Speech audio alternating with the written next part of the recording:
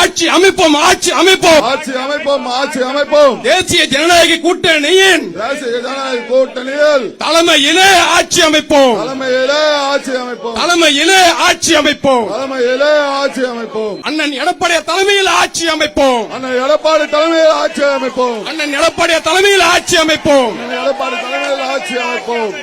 மேடையில் இருக்கின்ற அனைத்து கூட்டணி கட்சியின் நிர்வாகிகளுக்கும் இங்கே கொளுத்தும் வெயிலையும் பொருட்படுத்தாமல் நிச்சயமாக நாங்கள் எல்லோரும் இந்த பெண்களுக்கு எதிரான திமுக ஆட்சியை விரட்டி அடிப்போம் என்று உறுதியேற்று இங்கே வருகை தந்திருக்கின்ற பெரியோர்கள், தாய்மார்கள், ஊடக நண்பர்கள் உள்ளிட்ட உங்கள் அனைவருக்கும் இந்த அன்புமணி ராமதாசின் பணிவான வணக்கங்கள். தமிழக மக்களுக்கு ஒரு வேண்டுகோள்.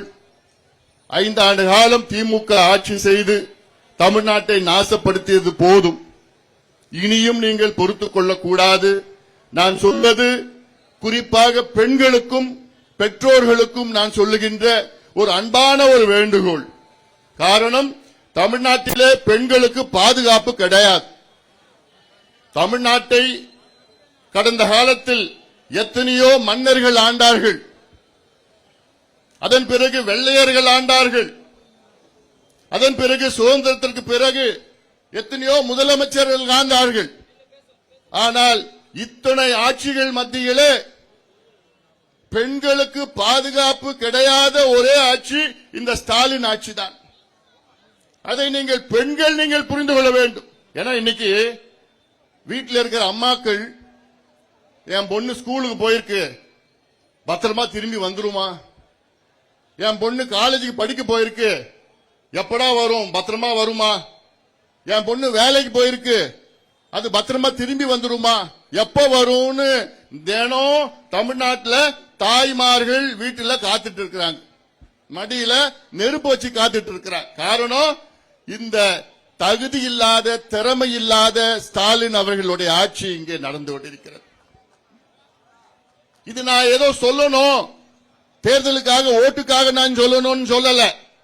எல்லாமே தரவுகள், டேட்டா வச்சுதான் நான் சொல்றேன். அதாவது ஒரு வீட்டுல ஒரு குடும்ப தலைவன் இருக்கிறான், பெரிய பணக்காரன், பெரிய பங்களா வச்சிருக்கிறான், கார் வச்சிருக்கிறான், வீடு வச்சிருக்கிறான், ஃபேக்டரி வச்சிருக்கிறான், எல்லாம் வச்சிருக்கிறான்.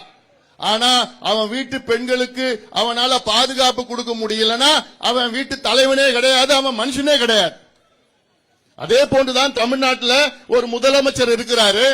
அந்த முதலமைச்சரால் தமிழ்நாட்டில் இருக்கின்ற பெண்களுக்கு பாதுகாப்பு கொடுக்க முடியலன்னா நீ எல்லாம் ஒரு முதலமைச்சரா? நீங்க உங்களுக்கு முதலமைச்சரா இருக்க என்ன தகுதி இருக்கு? எங்க பெண்களுக்கு உங்களால பாதுகாப்பு கொடுக்க முடியலன்னா எதுக்கு இந்த பதவி உங்களுக்கு? இதை தமிழ்நாட்டு பெண்கள் நீங்கள் புரிந்து கொள்ள வேண்டும், தெரிந்து கொள்ள வேண்டும். இந்த நிலை இதுவரைக்கும் எவ்வளவு ஆட்சிகள் பார்த்தோம். ஆனா இப்படி பெண்களுக்கு பாதுகாப்பு இல்லாத ஒரு ஆட்சி இது நாங்க பார்த்ததே கிடையாதுமா. உணர்வுபூர்வமா நான் சொல்றேன். 3 மகள்களை பெற்ற ஒரு தந்தையா நான் சொல்றேன். தயவு செய்து தமிழக மக்களை, தயவு செய்து திமுகவுக்கு மீண்டும் வாக்களிக்காதீர்கள். போதும். அவர்கள் முதலமைச்சருக்கு என்ன தமிழ்நாட்டில் நடக்குதுன்னு கூட தெரியல. ஒரு நாளைக்கு தமிழ்நாட்டில் 5 கொலைகள் நடக்குது. ஒரு நாளைக்கு.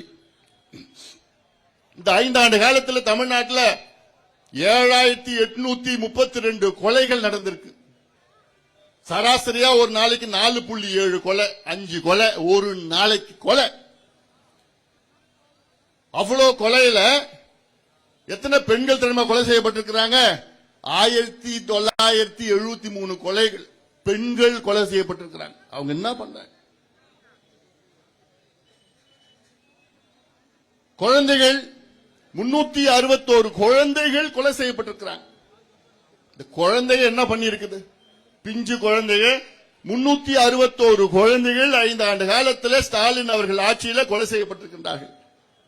அந்த 361ல 38 குழந்தைகள் பாலியல் வன்கொடுமை செய்து கொலை செய்யப்பட்டிருக்கின்றார்கள். பாலியல் வன்கொடுமை என்னன்னு தெரியுமாமா? ரேப் பண்ணிட்டான். யார? பிஞ்சு குழந்தைய. பிஞ்சு குழந்தைய பாலியல் வன்கொடு ரேப் பண்ணி கொலை பண்ணிருக்கிற கொடூரம் தமிழ்நாட்டில் நம்ம பார்த்துட்டு இருக்கிறோம். அதனால நான் சொல்றேன், தமிழ்நாட்டோட பெண்களே இன்னும் நீங்க பொறுக்காதீங்க, பொறுமையா இருக்காதீங்க. இவர்கள் தகுதியற்றவர்கள், ஆட்சி செய்வதற்கு தகுதியற்றவர்கள். அதே போன்று பெண்களுக்கு எதிரான குற்றங்கள் இந்த 5 ஆண்டு காலத்தில் 44,000 குற்றங்கள் பெண்களுக்கு எதிரான குற்றங்கள். அதுல பெண்களுக்கு எதிரான பாலியல் வன்கொடுமை குற்றங்கள் 2021 பெண்களை கடந்த 5 ஆண்டு காலம் பெண்கள் 2021 பெண்கள் தமிழ்நாட்டில் 5 ஆண்டு காலத்தில் பாலியல் வன்கொடுமை செய்திருக்கின்றார்கள். இது ஒரு ஆட்சியா? அதெல்லாம் வெக்கக்கேடியா, வெக்கக்கேடியா. பெண்களுக்கு பாதுகாப்பு வழங்கலன்னா எதுக்கியா உங்களுக்கு பொறுப்பு? குழந்தைகளுக்கு எதிரான குற்றங்கள் தமிழ்நாட்டில் எவ்வளவு தெரியுமா? 5 ஆண்டு காலத்தில் 62,000 குற்றங்கள் குழந்தைகளுக்கு எதிரான குற்றங்கள். அதுல 27,000 குற்றங்கள் போஸ்கோ சட்டத்தின் வழக்குகள். போஸ்கோ சட்டம்னா என்ன? சின்ன குழந்தைகளுக்கு எதிரான சட்டம் வழக்கு. 27,000 வழக்குகள் போஸ்கோ. அப்போ எவ்வளவு மோசடி ஆட்சி நடக்குது இங்க. அதனாலதான் நான் மறுபடியும் சொல்றேன். ஆனா இந்த குற்றங்களுக்கு எல்லாத்துக்கும் என்ன தெரியுமா காரணம் தெரியலமா உங்களுக்கு? முதல் காரணம் முதலமைச்சர், அவருக்கு கீழே தான் காவல்துறை இயங்கிட்டு இருக்கு. அடுத்த முக்கிய காரணம் எங்க பார்த்தாலும் சாராயம், கள்ள சாராயம், டாஸ்மார்க் சாராயம். தமிழ்நாட்டில் 4,700 டாஸ்மாக் கடைகள் இருக்கிறது. தமிழ்நாட்டில் 1,500 மணமகிழ் மன்றங்கள். மணமகிழ் மன்றங்கள் என்ன தெரியுமாமா? கிளப், கூத்தடிக்கிற கிளப். டாஸ்மாக் கடையை மூடுறானா பேருக்குன்னு ஒரு 500 கடையை மூடிட்டானுங்க. இங்க 1,500 கிளப்பை திறந்துட்டானுங்க. கிளப்ல எப்ப போனாலும் குடிக்கலாம். ஆனா கேட்டா நாங்க 500 டாஸ்மாக் கடையை மூடிட்டோம். 25,000 சந்து கடைகள் இருக்கிறது. சந்து கடைகள் தெரியலமா? 2 டாஸ்மாக் கடை நடுவுல சந்து கடை, ஒண்ணு இல்ல 10 சந்து கடை இருக்கு. தமிழ்நாட்டில் 25,000 சந்து கடை இருக்கு. சாரா இருக்கிற, டாஸ்மாக் சரக்கு விற்கிற சந்து கடை. 24 மணி நேரமும் சாராயம் கிடைக்குது, எல்லாம் பிளாக்ல கிடைக்குது. அந்த காசு யாருக்கிட்ட போகுது? ஸ்டாலின் அவருடைய குடும்பத்துக்கு போகுது. ஒரு பக்கம் மது, சாராயம், இன்னொரு பக்கம் கஞ்சா, போதை பொருட்கள். இந்த 5 ஆண்டு காலத்தில் எவ்வளவு கஞ்சா விற்பனை செஞ்சிருக்காங்க தெரியுமா? தமிழ்நாட்டில் 22 லட்சம் கிலோ. இது சும்மா நான் ஏதோ கணக்கு சொல்லல, எண்ணிக்கை சொல்லல. இது அரசு கொடுக்கிற தரவு, கவர்மெண்ட்டுக்கு வந்த தரவு.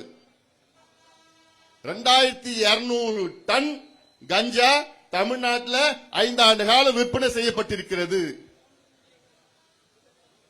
இவன் குடிச்சிட்டு கஞ்சா போட்டானா அவன் மனித மிருகமா மாறிடுறான். அவன் என்ன பண்றான்னு அவனுக்கே தெரியல.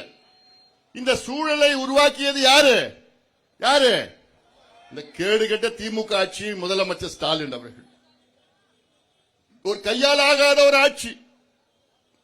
என்ன நடக்குதுன்னு தெரியல. முதலமைச்சர் தினம் என்ன பண்ணிட்டு இருக்கிறாரு? விளம்பர படத்தில் நடிச்சிட்டு இருக்கிறார். ஷூட்டிங் காலையில வருவார், 10 மணிக்கு வருவாரு. ஆக்ஷன் கேமரா அப்படி சொன்ன அப்புறம் ஆக்ஷன், அப்புறம் ஒரு ஷூட்டிங் எல்லாம் எடுத்தோன்னு கட் அப்படி சொன்னா வீட்டுக்கு போயிடுவார். இதுதான் தினம் இதான் நடக்குது. தமிழ்நாடு ஒளிர்கிறது, தமிழ்நாடு மிளிர்கிறது. எங்கேயா ஒளிர்கிறது, எங்கேயா மிளிர்கிறது? தமிழ்நாடு ஒழிஞ்சிட்டு இருக்குது உங்க ஆட்சியில. எங்க பார்த்தாலும் கொள்ளையோ அடிச்சுக்கிட்டு நாசப்படுத்தி, நிர்வாகம்னா என்னன்னு தெரியல. முதலமைச்சர் சுத்தி 4 வியாபாரிகள் இருக்கிறாங்க. அமைச்சர் பேர்ல 4 வியாபாரிகள். அவங்க தான் அமைச்சர் சொல்லிக்கிறது. Collection, commission, corruption. இதை தவிர வேற எந்த கர்மாவும் தெரியாது உங்களுக்கு. கொள்ளடிச்சு நடிச்சிட்டு இருக்கிறாங்க. தேர்தல் வந்ததுன்னா காசு கொடுத்தா ஓட்டு போட்டு விடுவாங்கன்னு. ஆனா எனக்கு ஒரு ஆசை, கடலூர் மாவட்டம் இது என் மண்ணு. தென்னார்காடு மாவட்டம், இது பிரிக்கப்படாத தென்னார்காடு மாவட்டம் என் மண்ணு. இது இந்த கடலூர் மாவட்டத்தில் 9 சட்டமன்ற தொகுதியில் இருக்கிறது. இந்த 9 தொகுதியிலும் திமுக டெபாசிட் இழக்கணும். முடியுமா? முடியுமா? நிச்சயமா முடியும், உறுதியா முடியும். இதை பார்க்கதான் நீங்க போறீங்க, பார்க்கதான் நீங்க போறீங்க. ஏன்னா இது காலத்தின் கட்டாயம். இப்படி ஒரு மோசமான ஒரு ஆட்சி, மோசடி ஆட்சி இது வரைக்கும் இந்தியால யாரும் பார்த்தது கிடையாது. நம்ம அனுபவிச்சுட்டு இருக்கிறோம். நம்ம தலையெழுத்து நம்ம அனுபவிச்சுட்டு இருக்கிறோம். தமிழக மக்களே, கடந்த முறை ஒரு வாய்ப்பு நீங்க கொடுத்துட்டீங்க. திமுக 5 ஆண்டு காலம் கொடுத்துட்டீங்க. அவங்களும் 5 ஆண்டு காலம் முடிச்சிட்டாங்க. தோல்வி சாதாரண தோல்வி கிடையாது, படுதோல்வி அடைந்து விட்டார்கள். எல்லா துறைகளிலும் தோல்வி. எல்லா துறை சட்டம் ஒழுங்குல தான் மிகப்பெரிய தோல்வி. சட்டம் ஒழுங்குல போன ஜூன் மாசம் இந்த மாவட்டத்தில் ஜூன் மாசம் ஒரு 3 வயசு குழந்தைய ஒரு மனித கொடூர பாலியல் வன்கொடுமை செஞ்சு கெடுத்து கொலை பண்ணிட்டான். இந்த மண்ணில் தான் நடந்தது. அடுத்து அந்த மாசத்துக்கு முந்தின மாசம் இன்னொரு கொடூர 80 வயசு பாட்டிய பாலியல் வன்கொடுமை செஞ்சான். 3 வயசு குழந்தையும் அதுக்கு முந்தின மாசம் 80 வயசு பாட்டி. அப்ப என்ன நிலையில இருக்கிறாங்க? போன வாரம் விளாத்திக்குளம், தூத்துக்குடி மாவட்டம், திருநெல்வேலி மாவட்டத்தில் அங்க 12வது படிக்கிற பொண்ணு, 17 வயசு, அதுக்கு பரீட்சை முடிச்சிட்டு வீட்டுக்கு வருது. வந்து ராத்திரி வெளியில போது, பாத்ரூம் போனோன்னு போது, திரும்பி வரல. எங்கடா தேடிட்டு இருக்கிறாங்க. உங்க அப்பா அம்மா தேடுறாங்க. ராத்திரி ஃபுல்லா தேடுறாங்க. போலீஸ்ல போய் கம்ப்ளைண்ட் கொடுக்கறாங்க. போலீஸ் என்ன சொல்றாங்க? வந்துரும். அடுத்த நாள் தேடுறாங்க. எங்க இல்ல. அடுத்த நாள் சாயங்காலம் 5 மணிக்கு காட்டுல அப்படியே துணியெல்லாம் எதுவாகி ரத்த காயங்களோட இறந்து இருக்கு. என்னன்னு பரிசோதனை பண்ணி பார்த்தா பாலியல் வன்கொடுமை செஞ்சு கெடுத்துட்டு கொலை பண்ணிட்டானுங்க. எப்ப நடந்தது?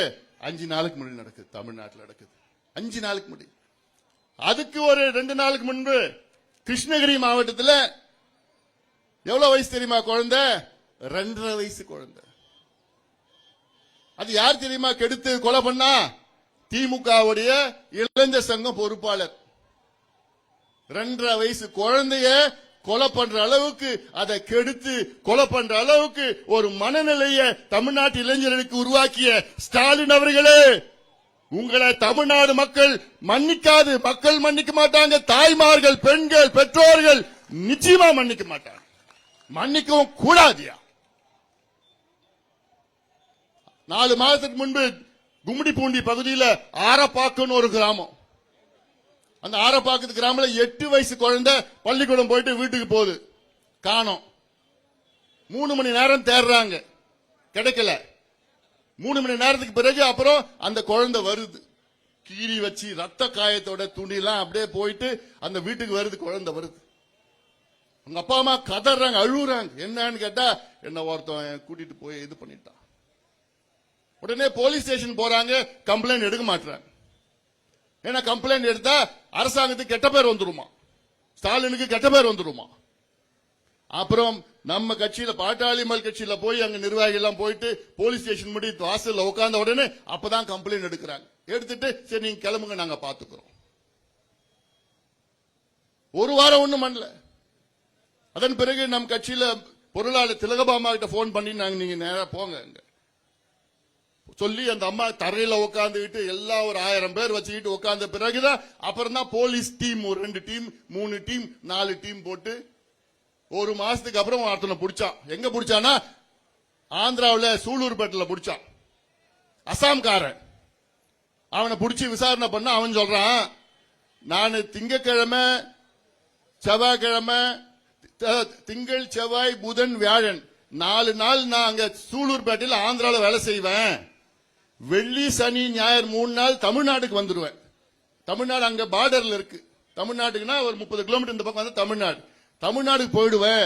ஏன்னா தமிழ்நாட்டில் தான் கஞ்சா கிடைக்கும், கள்ளசாராயம் கிடைக்கும், போதை பொருள் கிடைக்கும், போதை மாத்திரை கிடைக்கும், பொண்ணுங்க கிடைப்பாங்க. இது எவ்வளவு கேவலம் தமிழ்நாட்டுக்கு. இது